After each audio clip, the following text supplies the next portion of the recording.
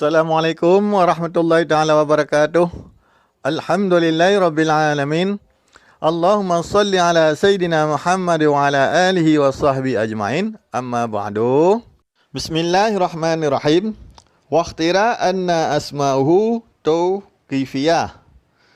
Dan dikuatkan akan bahawa sungguh namanya Allah itu terbatas, tauqif, terhenti atau terbatas. Kata sifatu, demikian lagi sifat, fahfadis sam'iyah, maka pelihara olehmu akan dalil sam'i, dalil yang didengarkan. Pengertiannya, pendapat yang kuat bahawa nama Allah dan sifatnya Allah itu terhenti apa-apa yang telah dinyatakan di dalam Al-Quran atau hadis. Tidak boleh kita menambah yang tidak ada di dalam ijma' para ulama.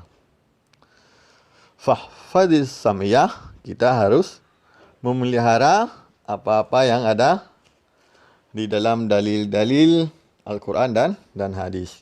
Kita tidak boleh membuat-buat nama Allah atau sifat Allah yang tidak ada ijma' daripada ulama yang terdahulu.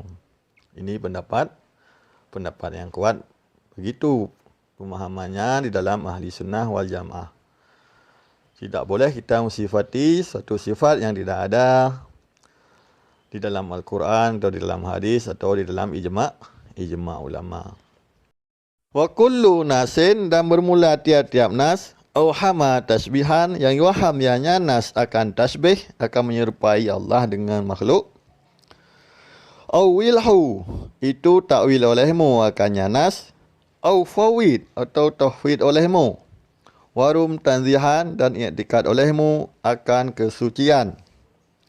Pengertiannya, tiap-tiap nas Al-Quran atau hadis yang memberi waham Allah itu tasbih serupa dengan makhluk, seperti Allah punya tangan, itu ayat-ayat yang tasbih itu harus kita takwil atau kita tafwid.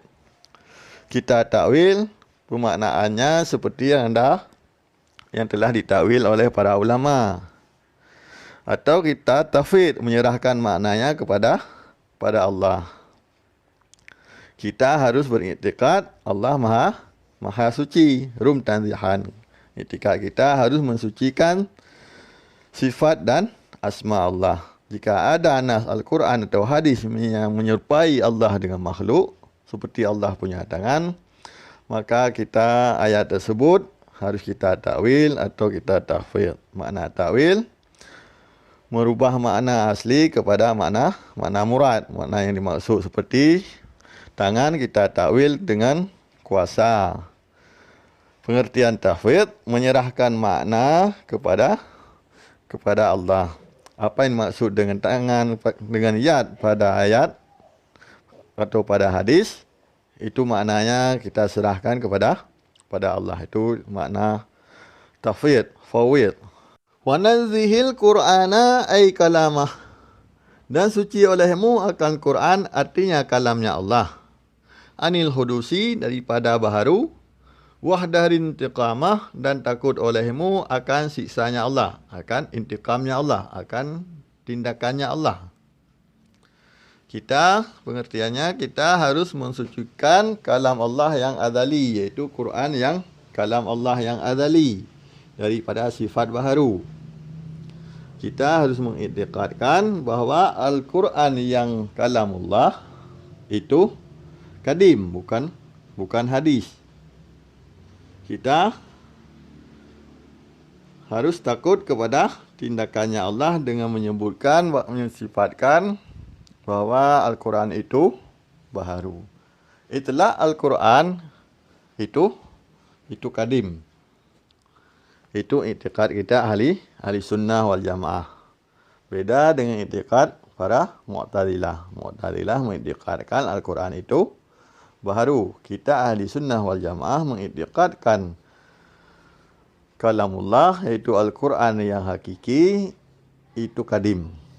Kita harus takut kepada siksaan Allah, tindakan Allah, jika kita menyebutkan bahawa Al-Quran itu baharu. Wa kullu nasin lil hudusi dalla. Dan bermula tiap-tiap nas bagi baharu, dalla yang menunjuki ianya nas. Ihmil alal lafzil ladzi qad dalla. Tanggung olehmu di atas lafaz alladzi yang sungguh menunjuki ianya alladzi. Maksudnya, tiap-tiap ayat atau hadis yang memberi pengertian, yang memberi makna bahawa Al-Quran itu baharu, ayat tersebut kita harus hamalkan ayat tersebut. Kita tanggungkan kepada lafaz Al-Quran. Maksudnya yang baharu tersebut bukan kalam Allah yang azali, tapi lafaz Al-Quran yang diturunkan. Seperti contoh-contoh yang kita ketahui, Al-Quran itu diturunkan daripada langit dunia secara beransur-ansur kepada Rasulullah. Berarti kata orang yang bukan ahli sunnah, kata orang Mu'tazilah bahawa berarti Al-Quran itu baharu.